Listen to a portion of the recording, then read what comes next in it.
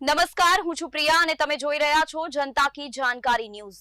નજર કરીએ આજના સમાચાર। લખતરના ઓળખ ગામે ઝાલાવાડની ઐતિહાસિક ધરોહરોની જાળવણી હેતુ ઝાલાવાડ ક્ષત્રિય સમાજ પ્રમુખના અધ્યક્ષસ્થાને મીટિંગ યોજાઈ। લખતર તાલુકાના ઓળખ ગામે ઝાલા ક્ષત્રિય સમાજની વાડી ખાતે ઝાલાવાડ ક્ષત્રિય સમાજના પ્રમુખ ડોક્ટર રુદ્રસિંહ ઝાલાની અધ્યક્ષતામાં સમગ્ર રાયશ્રી લાખાજી પરિવારનું ઐતિહાસિક સંશોધન અને કૌટુંબિક મિલનના પૂર્વ આયોજનના ભાગરૂપે મીટિંગ યોજાઈ હતી, જેમાં ઉપસ્થિત મહેમાનોનું ગામના યુવાનો વડીલો દ્વારા ફુલહાર કરી પુષ્પગુચ્છ આપી સ્વાગત સન્માન કરવામાં આવ્યું હતું તથા મહેમાનોના હસ્તે દીપ પ્રાગટ્ય કરી કાર્યક્રમની શરૂઆત કરવામાં આવી હતી, જેમાં સંજયસિંહ ઝાલા અનિન્દ્રા દ્વારા 47માં જલ્લેશ્વર મહારાણા શ્રી રાજ જયસિંહજી ઝાલા સંસ્થાન હળવદ ધાંગધ્રાના ઝાલા અને ઝાલાવાડ માટેના સંદેશાનું પઠન કરવામાં આવ્યું હતું।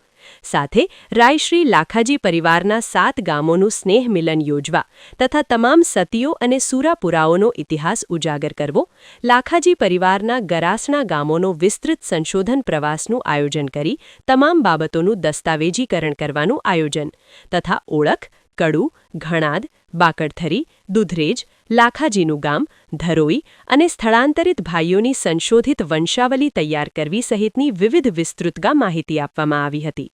યોજાયેલ કાર્યક્રમમાં ઝાલાવાડ ક્ષત્રિય સમાજ પ્રમુખ ડોક્ટર રુદ્રસિંહ ઝાલા, રાજરાણા પ્રહલાદસિંહ સોખડા, દેવેન્દ્રસિંહ રાણા વણા, સંજયસિંહ ઝાલા અનિન્દ્રા, મયુરધ્વજસિંહ કોંડ સહિત મોટી સંખ્યામાં ક્ષત્રિય સમાજના બાળકો, યુવાનો, વડીલો ઉપસ્થિત રહ્યા હતા। સમગ્ર કાર્યક્રમને સફળ બનાવવા માટે ગામના ઝાલા ક્ષત્રિય સમાજના યુવાનોએ ખૂબ સારી જહેમત ઉઠાવી હતી।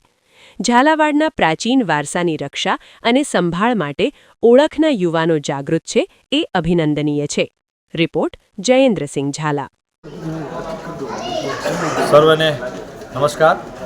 આજે લખતર તાલુકાના ઓળખ ગામ જે ઝાલાવાડ ક્ષત્રિય સમાજના ભાઈઓનું ગામ છે, એમાં આજે લાખાજી પરિવારનો જે ઇતિહાસ વિશેના સંશોધન મંડળ હેઠળ જે કંઈ નવી કડીઓ મળી છે એના પુષ્ટિકરણ માટે આજે જે